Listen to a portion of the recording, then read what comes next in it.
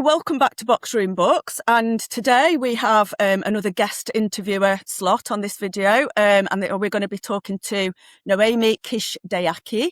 Thank you so much for joining us, Noemi. Yeah, thank you. Nice to be here. And Noemi is coming to us all the way from, am I saying this right? Is it the Åland Islands? Yeah, Åland Islands. Åland. And just tell us exactly where you are in the world for people that have never heard, because I'd never heard of this place before. Yeah, well, it's an island between Finland and Sweden, but it's a part of Finland. But it's right between Finland and Sweden. And geographically, it's actually a bit closer to Sweden than Finland. And historically, it has been a part of Sweden, as was Finland, like back in before the 19th century. It's a very unique region because we only speak Swedish here. In Finland, the majority language is Finnish, and then Swedish is the minority language. But those are the two official languages. And Åland is one of very few places where you only get by with Swedish, really. And Finnish is very, very small here. You can't really get by with Finnish here. And we will get into some language stuff during the interview. So there's probably going to be at least 2 interviews with Noemi, possibly 3. We'll see how we go time-wise.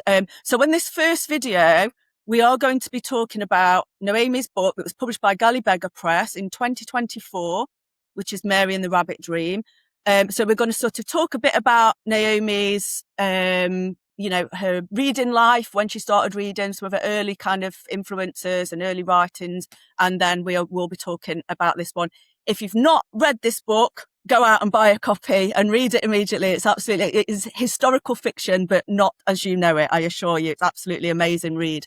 Okay, so we'll get stuck in then. And so the first question for you, Noemi, have you always been a book lover? Just tell us a bit about kind of, some of the early stuff that you read that you enjoyed that maybe started influencing you and making you want to be, a reader and a writer. I tried thinking about this, and I think reading has always been easy. That's how I remember it. My mom had this funny story about me as a child. I was very, I have ADHD, but I was diagnosed very, very late as an adult. But as a child, I was incredibly physically active and all over the place all the time.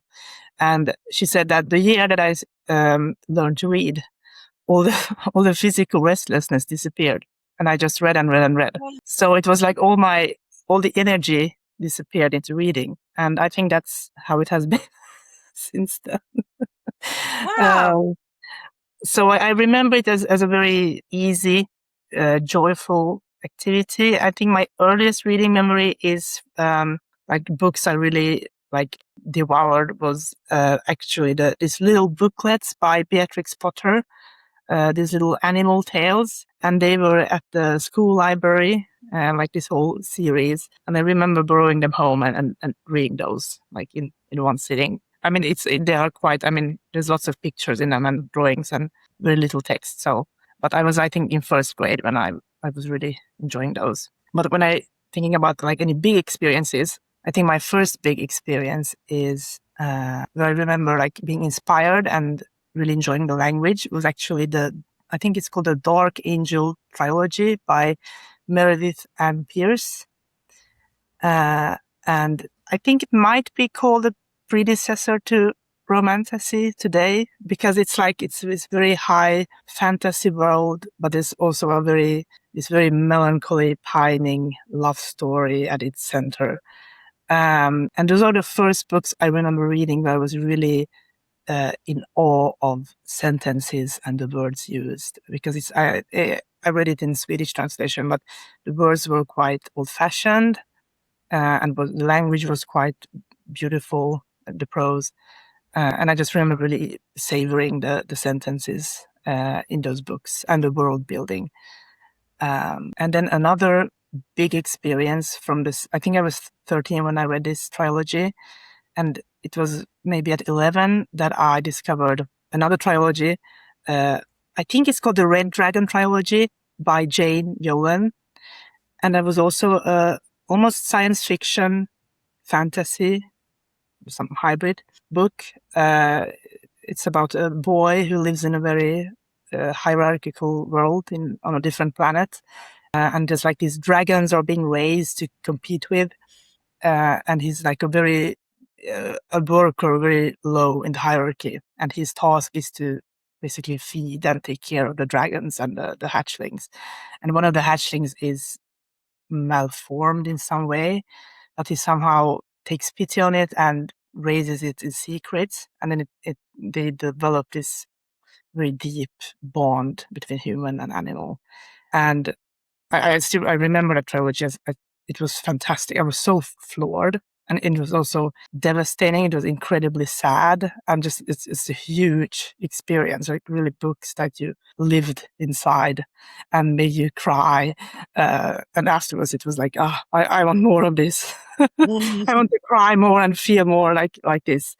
So yeah, those are the two big experiences I remember where I started. And so did that then inspire you to start were you writing at this point? Have you started writing at this point, or? Yeah, that's also, I think writing is also something I have done ever since I think learned to write.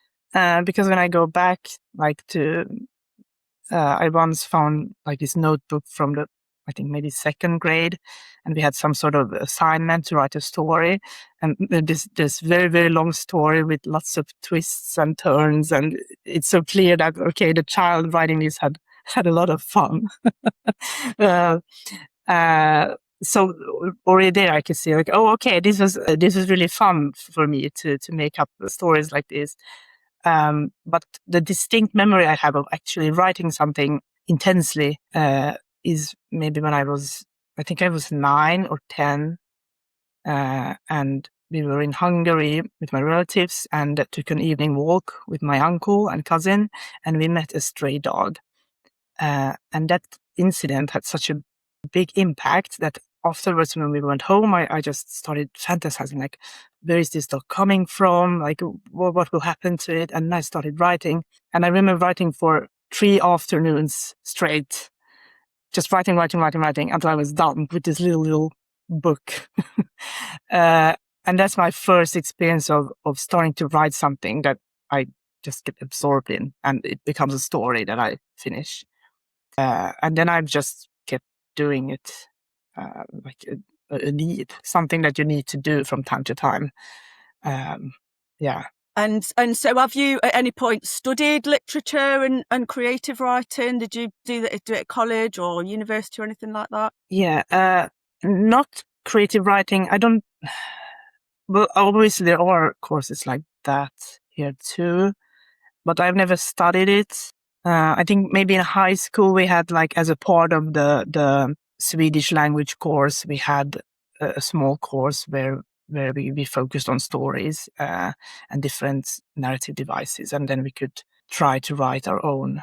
I got these little exercises, but that was very limited and like in a very small capacity. But literature, I have I think it's called bachelor's degree in English. But it's like Swedish literature and literary history. So that I studied at university. Yeah. And so could you talk to us a bit about kind of how your writing has developed? So you talk about in childhood, you're writing about a stray dog, and you're obviously some of your early influences is like fantasy. Can you kind of talk to us maybe a bit about how your reading influences maybe have changed over time, and then how has your writing like developed over time? Well, yeah, a big development for me is language, because I speak 3 languages, Hungarian, Swedish, and English. And as long as I've written, I have experimented with these different languages.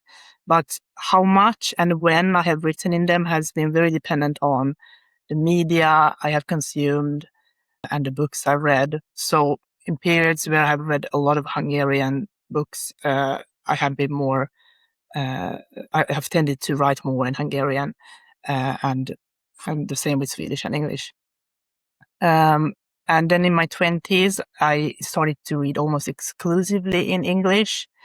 And that's still the case most of the time. Is there any reason for that, Noemi? Is it just because there's more of a variety available in English, or? Yeah, I think part of it is that there's lots of also translations, much more translations being done, and lots of interesting writing. And I think it was also because by the time because here we actually learn English from third grade. In is it called primary school? Yeah, I'm trying to think that year 3 is really quite young, isn't it? You'd be like 7 or 8, 9, I think. not 9. Here 9 you are is 9. it, right? Yeah. So that's when we started to learn English, and then you learn English up to like the end of before high school, up to high school actually. And then at university, we also had courses where some texts were or study books were in English because they were not translated, and everyone is expected to know English at a level where they will understand what they need to understand. So when I got to a point where my English got so good that I could actually just read the original book if a book was translated, I sort of developed this aversion to read like English books translated to Swedish because I couldn't get rid of the feeling that, okay, how would this be in English? Like, Yeah. yeah. And I have the You same in just my want it, you want it in its original kind of the words that the writer actually wrote in. Yeah. Yes. And then also they were very easily available because books in Hungarian are not that easily available where I live. So yeah, I really started to find authors I liked and enjoyed, and started reading more and more and more in English, because also lots and lots of books that are translated into Swedish are actually English. So a lot of books that are translated and discussed are often come from the English language literary world. So yeah, that sort of just got me into reading lots in English. And there's also the internet and news and media consumption. So much is in English here. And also we are one of the countries where there's no dubbing. Everything is subtitled. So lots of films and TV shows and series like Netflix, it's in English, and then you have the subtitles. But also in television, there are subtitled programs. So I think that also helps a lot of people to actually just be exposed to English a lot and learn it that way. I think it's much harder in countries where films are dubbed. I don't know how it is today, actually. But when I grew up in Hungary, for example, all films were dubbed. So then you're not exposed to other languages, really. They do that quite a lot on Netflix now, don't they? Quite a lot is dubbed. I hate it when they dub. I'd much rather have subtitles. But no, it's terrible. So yeah, I think that has. And are there any particular English-speaking authors that you got into at that stage where you start reading more, books in English language? Were there any particular writers that stand out? Or yeah, I'm trying to think how it was back then. I think Nabokov was one of the authors I early on read in English, and who also has a very particular language.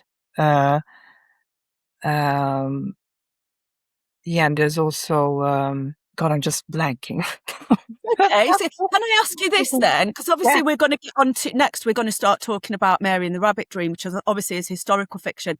Are there any historical fiction writers that you particularly admire, or that might have influenced this at all? Yeah.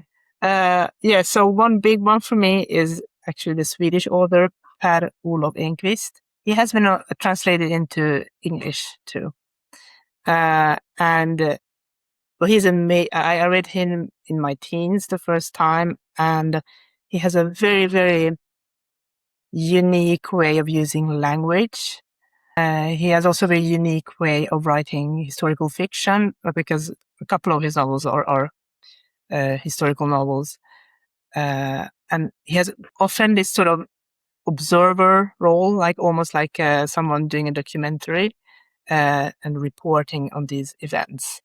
And he also often has a little bit of irony in things, a very, very subtle irony. And at times he uses repetition. So the first thing that I wrote was actually in homage to his style. I wanted to write something that would sort of honor his style. And that was shortly before I wrote Mary. But it was in this playing and that I sort of started to find a voice I liked in English. But it is very much in debt to this author, because his language has really inspired and influenced me ever since Right, I'm going to cut this one off here. We're about sort of 15-minute mark. So the next one will be all about this book and Noemi's experience writing this book and getting this book published. But we'll say goodbye for now for this one. So check out the next one if you've enjoyed this. Thanks for watching, and keep reading all that business. And we will be back shortly with installment 2.